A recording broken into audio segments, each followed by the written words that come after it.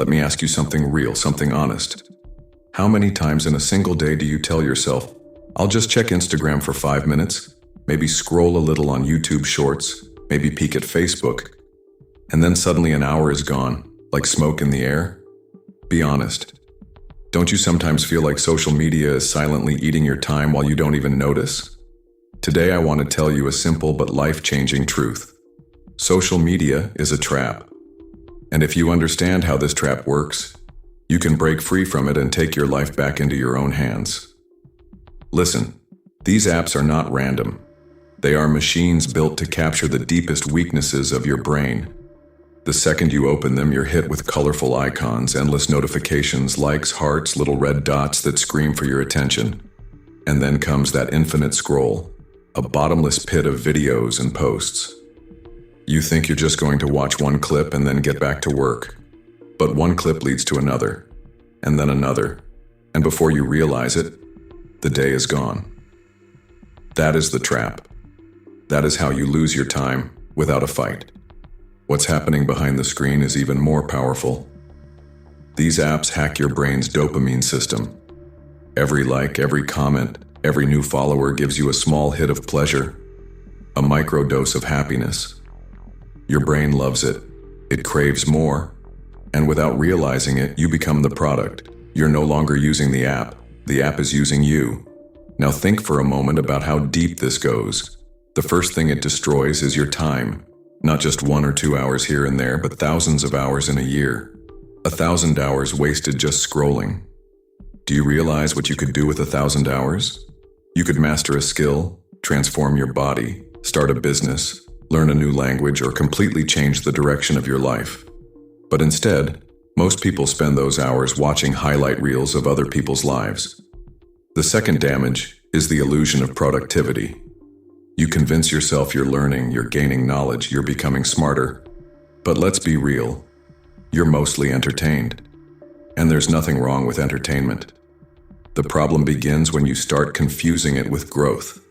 If every single day you pour 3 or 4 hours into consuming random clips, your actual progress stops. The third wound is comparison.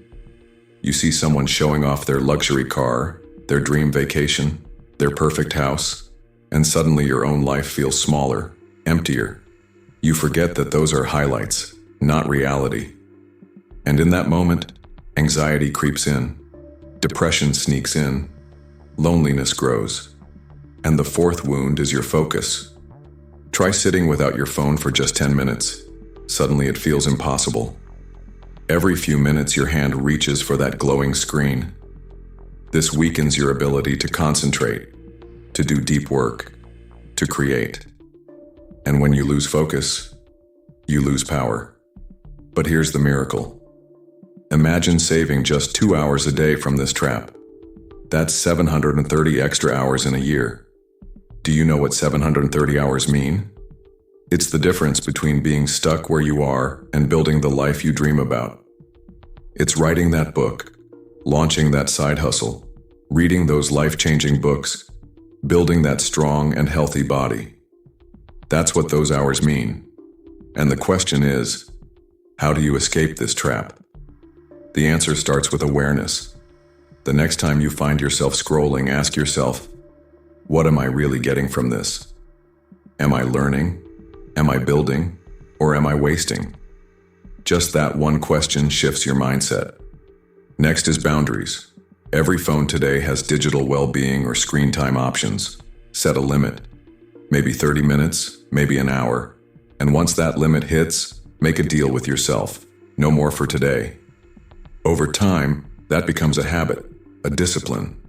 Then comes replacement. If you just stop scrolling but don't replace it with anything, boredom will drag you back. So replace those minutes with something valuable. Read a book, write down your thoughts, go for a workout, practice a new skill. Channel that energy into something that gives you real returns. Then detox your notifications. Those buzzing vibrations, those little pings, that's how they pull you back. Turn off everything that isn't essential. Free yourself from the constant digital leash. And finally, flip the switch. Move from consumer mode to creator mode. If all you ever do is consume, the app controls you. But the moment you start creating, sharing your knowledge, your story, your art, you take back the power. You start controlling the platform instead of the platform controlling you. Picture two people. One spends every night scrolling away, losing precious time, weakening his future. The other spends that same time creating, sharing, inspiring, building a brand, making an income. Same platform. Two completely different destinies. The difference is not luck, it's choice. And this choice starts with you. Understand this.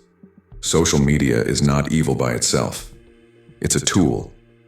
The problem starts when the tool begins to use you. If you decide how much, when, and why you use it, it can become your ladder to growth. But if you run blindly after every notification, every trending clip, every viral dance, you lose yourself.